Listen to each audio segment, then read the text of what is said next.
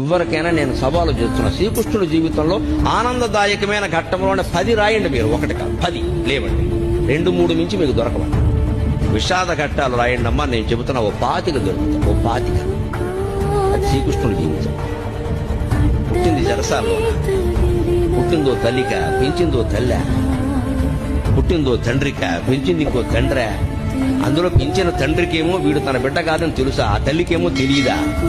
ఏమి జీవితాన్ని అవునడానికి లేదు, కాదనడానికి లేదు. నిజం ఒకటికి తెలుసు, నిజం ఇంకోళ్ళకి తెలియదు. కానీ పెరిగాడు మహానుభావుడు. పుట్టగానే చంపేస్తాననే మేనమామ. మనం ఎంత అదృష్టవంతులు ఉండే అటువంటి మేనమామలు మనకు లేదు.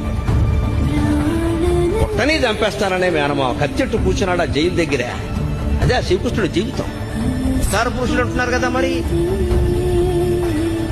ఇంత భయంకరమైన జీవితంలో కూడా భగవత్తత్వాన్ని వ్యక్తం చేసిన మహానుభావుడు శ్రీకృష్ణుడు. కృష్ణం పొందే జగత్.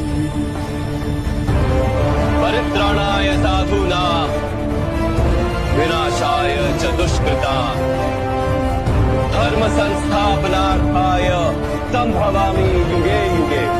ఇవాళ మృత శరీరాన్ని ఒక్క పూట ఉంచాలంటే ఎంత కష్టం అవుతోంది. భాగవతం భారతం చదివి తెలుసుకోండి.